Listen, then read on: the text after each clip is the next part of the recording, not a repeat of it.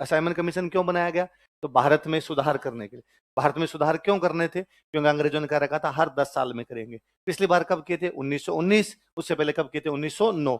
1929 में करने थे, इसलिए 27 में साइमन कमीशन बना। पर वो उनके सरकार चेंज हो गई, कई मामले हो तो थोड़ा मामला खींच गया, फिर डिस्कशन थोड़ा लंबा चल गया, तो फाइनली साइमन कमीशन की रिपोर्ट डिस्कस हुई गोलमेज सम्मेलन में। गोलमेज सम्मेलन का रिजल्ट जो कब आया? 1935 के। तो भारत के सारे लोगों को बुलाएंगे, तो भारत के लोगों में तो राजा महाराजा भी तो आते हैं, तो राजा महाराजाओं को भी बुलाएंगे। गंगा सिंह को भी बुलाया। तो राजस्थान का कोई राजा जो तीनों गोलमेज सम्मेलन में गया था वो कौन था? बाकी किसी को एक में बुला लिया, दो को, इसको किस में बुलाया गया था? तीनों। और हम देख भी रहे, इंटेलिजेंट आदमी पहले से बुला रहे थे।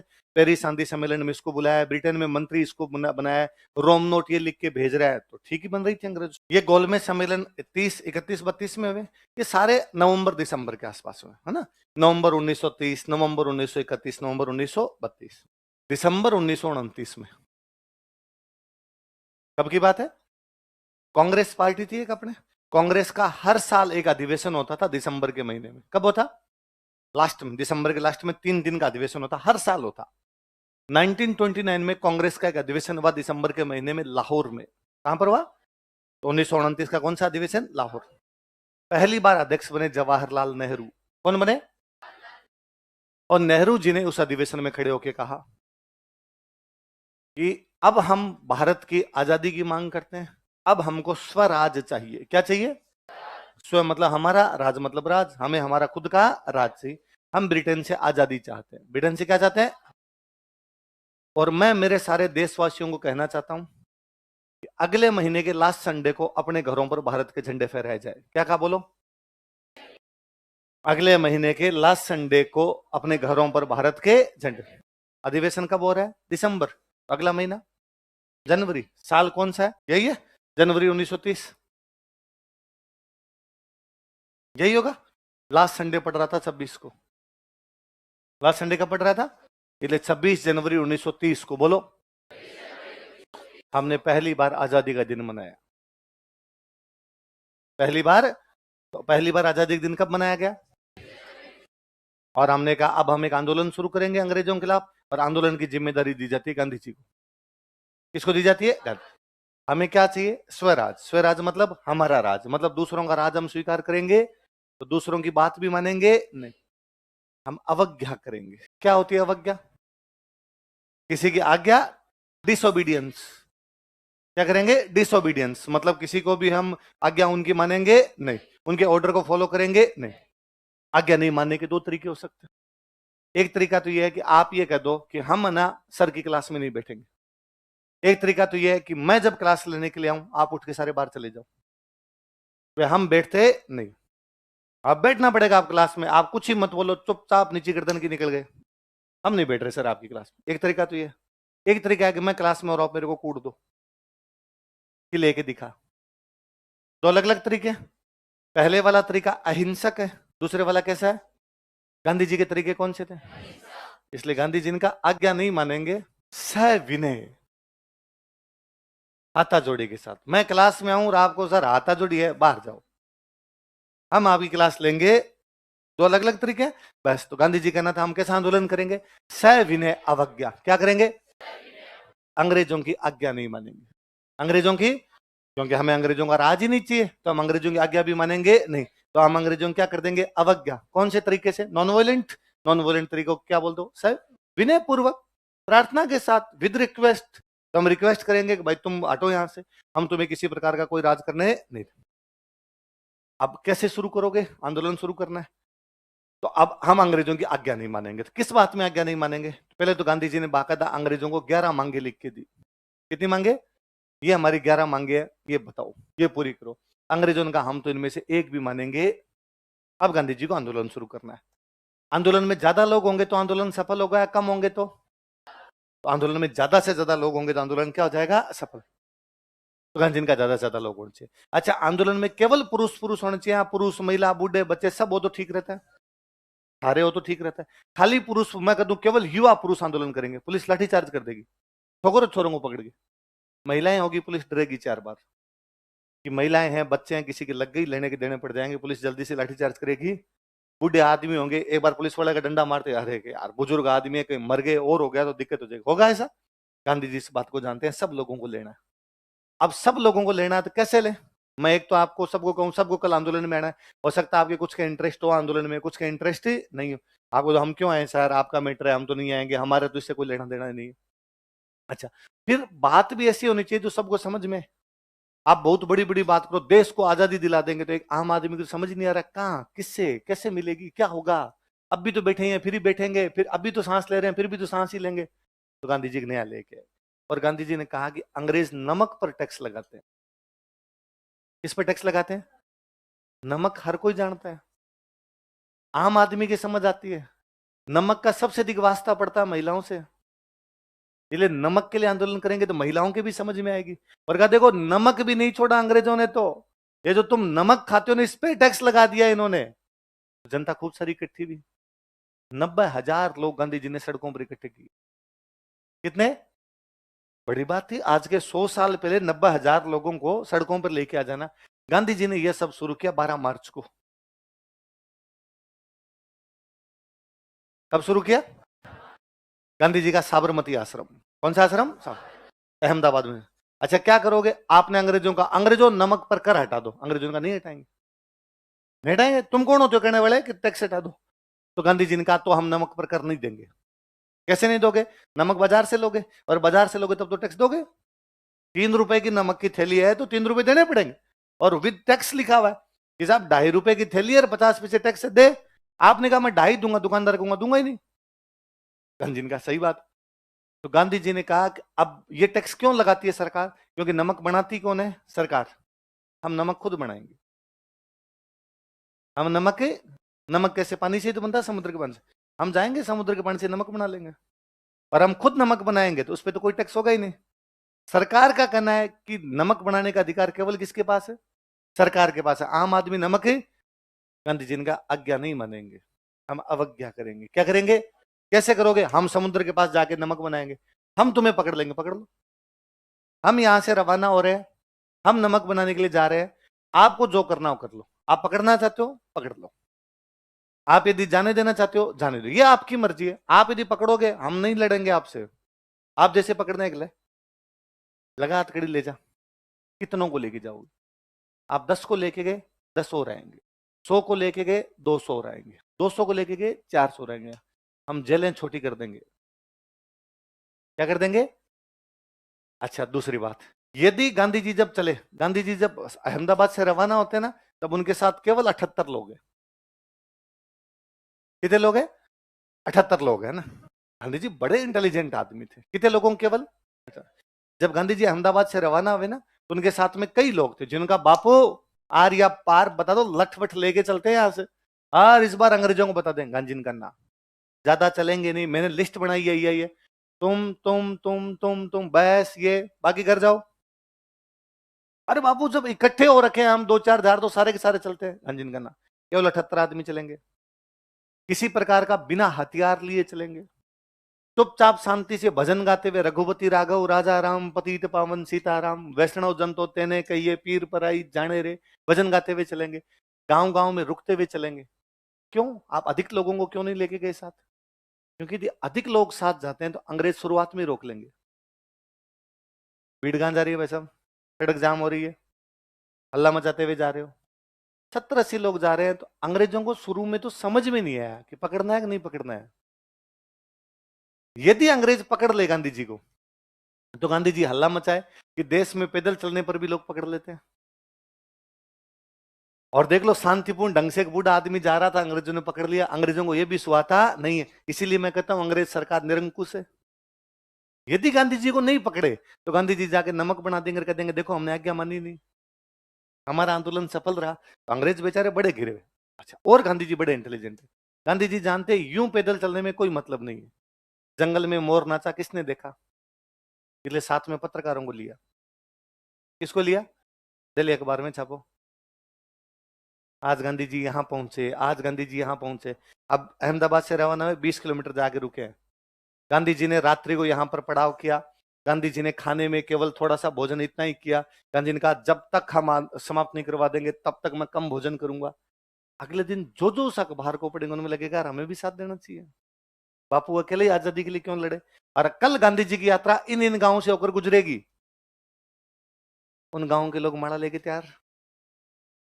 गांधी जी ने गांव में भाषण दिया, फिर अखबार में छपेगा, अगले गांव वालों को पता चलेगा, वेल मैनेज्ड है, किंतु परंतु नहीं है, इधर से उधर ही एकदम धीरे धीरे धीरे धीरे। अच्छा, हम साबरमती आश्रम से जाएंगे दांडी। साबरमती आश्रम से 300 किलोमीटर है, नजदीक चले जाते। 20 किलोमीटर दूर जाके गुजरात के तो पूरे पास में समुद्र लगता ही है, किधर ही जाते आप, थोड़ा नजदीक जाके तोड़ देते। गांधी जी जानते हैं नजदीक जाएंगे तो 2 दिन में आंदोलन ही खत्म हो जाएगा, थोड़े लंबे चलो, ताकि लोगों को पता चले कुछ हो रहा है, ताकि अंग्रेजों को पता चले कुछ हो रहा है। 24 दिन की यात्रा है। कितने दिन की है?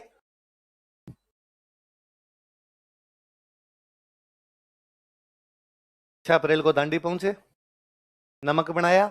देख लो, हमने अंग्रेजी सरकार को बता दिया कि हम तुमसे झुकने वाले हैं, इस नमक पर तुम टैक्स नहीं लगा सकते, नमक घर घर की जरूरत है, चुटकी भर नमक की कीमत तुम क्या जानो। इरविन बाबू साहब के डायलॉग दिए और नमक बना दिया।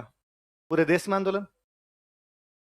कई बिहार में लोग आए, उनका बापू आपने नमक बना दिया, हम बिहार वाले नमक कहां से बनाए, बिहार में समुद्र ही नहीं। जो समुद्र के पास रहते हैं वही तो नमक बना सकते हैं। बिहार के आदमी ने कहा मैं भी आंदोलन करना चाहता हूं। गांधी ने उसको कहा कि तुम्हारे गांव में चौकीदार आते हैं रात को, कि हाँ, उसका टैक्स लेती है सरकार के यहाँ, कि मत दो, चौकीदारी कर समाप्त करो। मध्य प्रदेश के लोग हैं, उनका बापू समुद्र भी नहीं है, चौकीदार भी नहीं आते, क्या जंगल से लकड़ी लाते हो, कि हाँ, टैक्स लगाती है सरकार के यहाँ, कि मत दो, वन कर समाप्त किया जाए। असम वालों ने आग कहा कि हमारे तो वन कर वाला भी नहीं है, वो सिस्टम भी नहीं है। तो कोई समस्या, दूसरी छोटी मोटी एक समस्या, हाँ, कि कॉलेज में जब बच्चों का एडमिशन होता है ना, तो मम्मी पापा से लिखवाते हैं कि तुम्हारा बच्चा किसी भी आंदोलन में भाग लेगा तो नाम काट देंगे, लिख के दो, और तुम्हारे भी जिन जिन नौकरियों में तुम्हारी नौकरियों से निकलेंगे, आंदोलन कर दो इसके खिलाफ। पूरे भारत में अलग अलग छोटी छोटी चीजों को लेकर क्या करवा दिया, तो आंदोलन शुरू हो गया। सविनय अवज्ञा कौन सा? 1930। कब शुरू हो गया? 19 नवंबर 1930 में लंदन में होना गोलमेज सम्मेलन। भारत का गवर्नर जनरल है लॉर्ड इरविन। कौन है? लॉर्ड इरविन ने गांधी जी को कहा कि बापू क्या चाहिए? बापू ने कहा आजादी, स्वराज, लंदन मिलेगी। नवंबर में गोलमेज सम्मेलन है, टिकट कटाओ। और लंदन तो बुला रहा है कि भारत के सारे लोगों आओ और आके हमारे भाग लो और बताओ क्या क्या चाहिए। आपको आजादी चाहिए तो आजादी मांगो, नमक कर चाहिए तो नमक कर मांगो, चौकीदारी कर चाहिए तो चौकीदारी कर समाप्त करो, जो करवाना लंदन करवाओ बापू, यहां नहीं होगा। मैं तो खुद लंदन का भेजा हुआ आदमी हूं, जो होगा वो लंदन में होगा। बापू उनका दिमाग खराब है इरविन तेरा, साडा हक, लंदन सड़कों पर आएगा, बापू नहीं जाएगा लंदन। गांधी जी ने पहले गोलमेज सम्मेलन में भाग ही नहीं लिया। कांग्रेस ने पहले गोलमेज सम्मेलन में, पहला गोलमेज सम्मेलन हो गया। अंग्रेजी भी इस बात को जानते हैं कि जब तक गांधी जी नहीं आएंगे बात करने का मतलब ही नहीं। देश की सबसे बड़ी पार्टी कांग्रेस है, और जब सबसे बड़ी पार्टी भाग नहीं ले रही तो फिर भारत वाले कह देंगे कि अंग्रेजों ने सुधार किए, इनसे तो हम संतुष्ट ही नहीं है, क्योंकि हमसे तो पूछा ही नहीं। किससे नहीं पूछा? कांग्रेस से नहीं पूछा, क्योंकि सबसे बड़ी पार्टी कौन? अब अगला सम्मेलन कब होना है? 1931। 1931 में भी कब होना है? नवंबर। वापस मार्च आ गया। क्या तारीख आ गई? इरविन वापस बैठा है। इरविन ने वापस बापू को मैसेज किया, बापू बी प्रैक्टिकल, बी मैच्योर, यहाँ सड़कों पे घूमने से कुछ भी फर्क नहीं पड़ने वाला, जब तक लंदन नहीं जाओगे कोई भी बात नहीं मानी जाएगी। बापू जिद्दी आदमी, बापू इरविन की बात मानने के लिए तैयार है। इसलिए इरविन को ऐसे आदमी की आवश्यकता है जो बापू को मना सके। वो आदमी गंगा सिंह है। कौन है? फिर गंगा सिंह बापू के पास गए। गंगा सिंह इरविन के भी दोस्त है, गंगा सिंह बापू के भी दोस्त। और बापू का बापू, यार लंदन घूम के आते हैं यार, भाई भाई मजे करेंगे, कुछ दिन उधर चलते हैं। बापू ने नई शर्तें रखी। बापू ने कहा मैं जो खाना खाता हूं वो एकदम सात्विक शुद्ध होना चाहिए। लंदन जाऊंगा वहां तो मांस मीट मच्छी पता नहीं क्या क्या मिलता है, और जहाज में जाएंगे पानी वाले जहाज में, उसमें पता नहीं क्या क्या मिलता है। गंगा सेन का मेरे वाले जहाज पे लेके जाऊंगा, रसोईया साथ में लेके जाएंगे, अनाज साथ में अपना यहाँ से लेके जाएंगे, मसाले पूरे साथ में लेके जाएंगे, मैं खुद आपका खाना तैयार करवाऊंगा। बापू ने कहा मैं किलो बकरी के दूध की चाय पीता हूँ, बकरी का दूध पीता हूँ। बकरी के दूध खिला किसी का दूध पीता, लंदन में बकरी कहाँ से लाओगे? 6 महीने तक जहाज में जाऊंगे, वहां पे बकरी का दूध कैसे आएगा? गंगा सिंह का अपने बकरी साथ ले लेंगे। इसलिए बापू जब दूसरे गोलमेज सम्मेलन गए तो बकरी लेके गए। क्या लेके गए साथ में? गंगा सिंह ने पूरी व्यवस्था कराई। फिर 5 मार्च 1931 को गांधी जी इरविन के साथ समझौता करते हैं। किसे करते हैं? आपने पढ़ा होगा 12th तक, गांधी इरविन समझौता पढ़ा होगा। अब वो मार्च में क्यों हो रहा है? क्योंकि मार्च में यदि समझौता नहीं हुआ तो दूसरे में भी भाग नहीं ले पाओगे। 6 महीने लगते हैं लंदन जाने में, नवंबर में वापस होना है, तो मार्च में समझौता कर ले वो, अब जाके बैठोगे आप जहाज के अंदर, तब जाके पहुंचोगे 5-6 महीनों के अंदर, पानी वाले जहाज के अंदर आप बैठ के। तो मार्च में ये समझौता करते हैं। 1931 वाले गोलमेज सम्मेलन में भाग लेने के लिए गांधी जी कहां जाते हैं? लंदन। लेकिन वहां गांधी जी अंग्रेजों की मांगों से संतुष्ट होते नहीं है, गांधी जी वापस आते। तो गांधी जी जब इरविन के साथ समझौता करते हैं तो गांधी जी ने कहा हम आंदोलन समाप्त करते हैं, और आंदोलन के दौरान हमारे जो भी लोग गिरफ्तार हुए उनको अंग्रेज छोड़ दे। अंग्रेजों ने कहा ठीक है, जो भी आंदोलन में गिरफ्तार किए गए उनको छोड़ा जाता है, आप आंदोलन को क्या कर दो, बंद। बापू ने आंदोलन बंद किया, लंदन गए, लंदन में मीटिंग हुई, मीटिंग के अंदर बापू संतुष्टि नहीं हुए, बापू वापस आए। बापू ने वापस आते कहा हम दोबारा आंदोलन चलाएंगे। जनता की हिम्मत टूट गई थी, दोबारा आंदोलन में जनता ही नहीं, इसलिए बापू ने धीरे धीरे आंदोलन बंद ही कर दिया अपने आप में। पहली बार सड़कों पर थे 90,000, कितने थे? दोबारा बापू ने किया, लोग गए 4500। बापू को समझ में आ गया कि अब जनता का ज्यादा मूड ही, बापू ने कहा होल्ड, आंदोलन बंद कर दिया। सविनय अवज्ञा आंदोलन ऐसा है जो 2 फेज में हुआ है, गांधी इरविन समझौते से पहले और गोलमेज सम्मेलन के बाद। कौन से गोलमेज सम्मेलन के? बोले पड़ी। दूसरे गोलमेज सम्मेलन कहानी भी इसी प्रकार की। तो कांग्रेस ने एक ही गोलमेज सम्मेलन में भाग लिया, कौन से में? दूसरे में। कांग्रेस की तरफ से एक ही आदमी गया है, कौन? गांधी जी। और गांधी जी को मना के ले जाने वाले कौन कौन है? गंगा। आई बात समझ? पले पड़ेगी। अब से कोई पूछेगा तो बता दोगे सारी बातें। अच्छा, हमने पहली बार आजादी का दिन कब मनाया? 26 जनवरी 1900। जब तक हमारा देश आजाद नहीं हो गया हम आजादी के दिन 26 जनवरी को मनाते थे। हर 26 जनवरी को हम झंडे फहरा देते। भारत आजाद, झंडा मतलब कांग्रेस का झंडा उस टाइम। तो 26 जनवरी 1930, 31 26 जनवरी 1932, 26 जनवरी 1933, 26 जनवरी 1947, 26 जनवरी, हर बार हम कब मनाते थे? 26 जनवरी को मनाते। देश आजाद कब हो गया? ये इसलिए 15 अगस्त को हो गया कि गवर्नर जनरल था माउंटबेटन। कौन था? माउंटबेटन अंग्रेज था। वो सेकेंड वर्ल्ड वॉर में अंग्रेजों की तरफ से बर्मा में लड़ा था। कहां पे लड़ा था? सेकेंड वर्ल्ड वॉर पता है आपको? सेकेंड वर्ल्ड वॉर में दुनिया के 3 देश एक तरफ थे, जर्मनी, जापान और इटली। कौन से? जिनको आपने 12th तक पढ़ा होगा, धुरी राष्ट्र, एक्सेस नेशन, है ना, धुरी राष्ट्र। और बाकी सामने वाले जो लड़ रहे थे ये पूरी दुनिया के लोग, इनको बोलते हैं मित्र राष्ट्र, अलाइंग नेशन, अलायंस बना लिया था, अलायंस नेशन। इनके बीच में लड़ाई भी। अब वास्तव में लड़ाई है ना यूरोप के बीच की। किसके बीच की है? यूरोप, फ्रांस, जर्मनी, इंग्लैंड, उनके बीच की लड़ाई है। बाकी का कोई लेना देना नहीं था, क्योंकि दुनिया में दादा वही थे। दादागिरी की लड़ाई है। दादागिरी दुनिया में किसकी चलेगी? जर्मनी की चलेगी कि ब्रिटेन की? जर्मनी की चलेगी, फ्रांस की। ये सारे देश कहां के? यूरोप के। विश्व युद्ध इसलिए बोलते हैं क्योंकि ये जो बड़े बड़े देश थे, ब्रिटेन, फ्रांस, इनका पूरी दुनिया पर कब्जा था। और पूरी दुनिया पर कब्जा था, इसलिए पूरी दुनिया का लड़ो, भारत को ले गए लड़ो। तो विश्व युद्ध में कौन शामिल हो गया? भारत। जो कि भारत का क्या लेना देना है विश्व युद्ध से? हमारा तो कोई भी लेना देना नहीं। अब लड़ाई यूरोप की, 3 देश एक तरफ है, कौन कौन से? जर्मनी, जापान और इटली। जर्मनी इटली कौन से महाद्वीप में? यूरोप। जापान। तो जापान ने जर्मनी इटली को कहा कि मैं तुम्हारे साथ तो हूं, पर मैं किससे लड़ूंगा?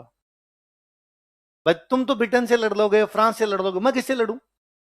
तो जर्मनी इटली ने उसको कहा कि देखिए, जो ब्रिटेन फ्रांस है ना, हमारे वाले यूरोप वाले, इन्होंने तुम्हारे पूरे एशिया पे कब्जा कर रखा। हाँ ये तो है, फुट वाले, हम इनको घर में मारेंगे इधर, तू वहां मार जहां इनका राज है। जापान ने कहा डन। अब भाई जापान उधर से नीचे से लगा, जहां जहां कब्जे थे सारी छुड़वा ली उसने। ये आपके इंडोनेशिया, मलेशिया, सिंगापुर, जहां जहां पे ब्रिटेन का, फ्रांस का, हॉलैंड का जिसका कब्जा है, जापान सबको हरा गया। ऐसे करते करते जापान आगे बढ़ता जा रहा है। तो जापान को यूं लगने लग गया कि मेरे से बड़ा दुनिया में कोई भी। तो जापान ने कहा अपने सबसे शक्तिशाली, अपने तो ब्रिटेन को भी हरा गए, अपने तो फ्रांस को भी हरा गए, अपने तो हॉलैंड को भी हरा गए। तो जापान को किसी ने कहा कि नहीं, तुम अभी शक्तिशाली नहीं हो, शक्तिशाली अमेरिका है। कौन है? जापान ने कहा ना ना, अपने शक्तिशाली तो डर है, ज्यादा शक्तिशाली है। जापान ने एक दिन बैठे बैठे पता नहीं क्या जी में अमेरिका पे मिसाइल मार दी। अमेरिका कुछ नहीं कर रहा, चुपचाप बैठा है, उसका युद्ध से ही कोई लेना देना नहीं है। जापान ने मिसाइल चलाई तो अमेरिका ने पूछा कि ये कहां से आई रहा? जापान ने कहा क्यों? कि चेक कर रहे थे शक्तिशाली है कि नहीं है। अमेरिका ने कहा तुम्हें विद्या की सौगंध है, वहीं रहना, हिलना मत इधर उधर, अब हम आ रहे हैं। फिर अमेरिका 2 छोटी छोटी गेंद लेके आया। एक का नाम था फेट बॉय, एक का नाम था लिटिल मैन। क्या क्या नाम था? सॉरी, फेट मैन और लिटिल बॉय। 2 गेंद लेके आया। एक गेंद डाली हिरोशिमा, एक गेंद डाली। 6 अगस्त 1945 हिरोशिमा, 9 अगस्त 1945 जापान हुआ बर्बाद। तो जापान ने हाथ खड़े किए, काली गाय है हम, आइंदा से हम मिसाइल छोड़ो, चलना छोड़ो, हम बनाएंगे ही, चलना छोड़ो, हम सेना ही नहीं रखेंगे, हम लड़ेंगे नहीं, लड़ाई का नाम ही नहीं लेंगे, प्लीज इस बार छोड़ दो। और जापान ने सरेंडर किया। जापान ने क्या किया? जापान बर्मा में सरेंडर करता है। कहां करता है? नीचे से लड़ते हुए आ रहे थे तो बर्मा तक आ गए थे, इनको सिंगापुर को, इंडोनेशिया को, मलेशिया को, सबको जीत जीते बर्मा में आ गए थे। बर्मा में जो सरेंडर करवाने वाला अंग्रेजों का ऑफिसर है वो है माउंट बेटन। कौन है? जिस दिन उसने सरेंडर करवाया वो तारीख है 15 अगस्त 1945। कौन सी है? 15 अगस्त 1945। तो माउंट बेटन को ये लगता था मैंने वर्ल्ड वॉर खत्म करवाया, और मैंने वर्ल्ड वॉर कब खत्म करवाया? 15 अगस्त 1945। तो मेरी लकी डेट कौन सी है? इसलिए माउंट बेटन को जब भारत भेजा गया तो उसको कहा गया भारत को आजाद करना है, तो उसने कहा कर देंगे, ठीक है, तो तारीख कौन सी होनी चाहिए? तो उसने कहा 15 अगस्त 1947। तो ये माउंट बेटन की लकी डेट है। हमने तो कहा था 26 जनवरी को करो, क्योंकि 26 जनवरी को हम आजादी का दिन मनाते हैं। अब तक हम 26 जनवरी को आजादी का दिन मना रहे थे, 26 जनवरी को हो जाएगा तो ठीक रहेगा। पर माउंट बेटन ने कहा नहीं, मैं कब करूंगा आपको? 15 अगस्त। इसलिए हमें आजाद कब किया गया?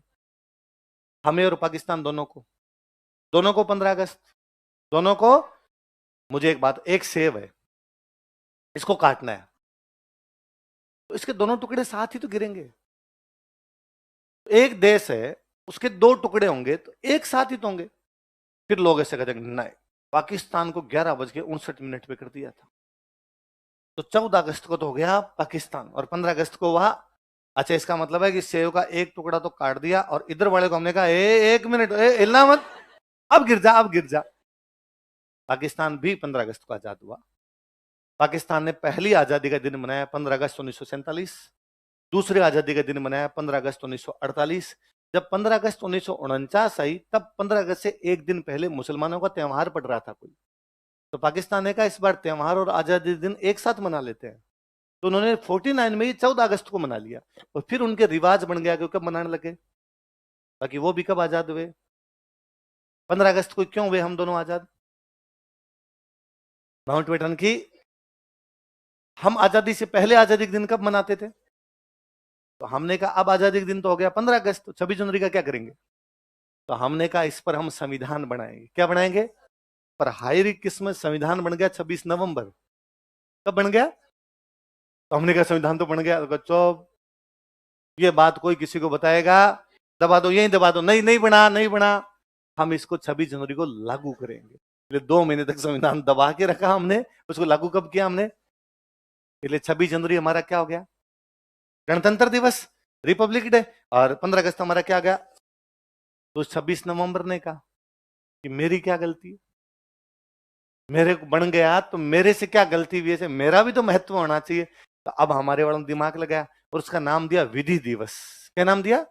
विधि का मतलब होता है कानून। विधि का मतलब क्या होता है? कानून। तो उसको हमने क्या कहा? विधि दिवस।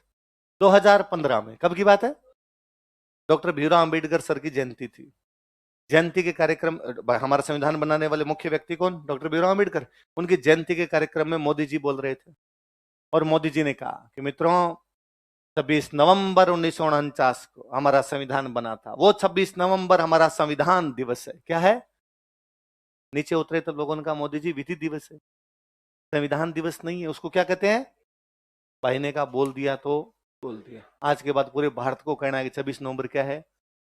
तो जब तक हमने तैयारी की थी ये विधि दिवस था, जब तुम आए हो ये क्या है? ये 2015 में किया हुआ नाम। 2015 से पहले 26 नवंबर को क्या बोलते थे?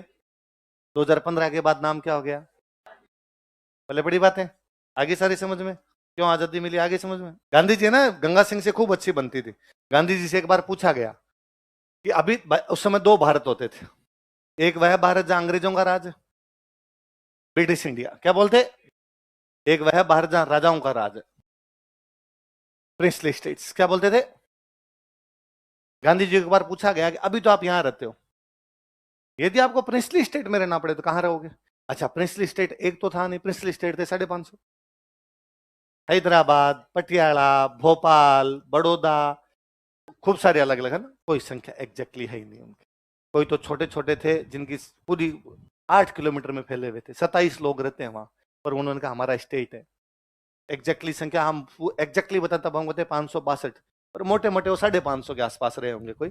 कई तो ऐसे थे जिनमें राजा खुद ही था बस राज्य में, उसके अलावा कोई नहीं था। पर कोई टापू पे बैठा और उसने कहा मैं हूं यहाँ का राजा, मेरा है अलग से झंडा, ऐसे बना रखे थे कईयों ने तो।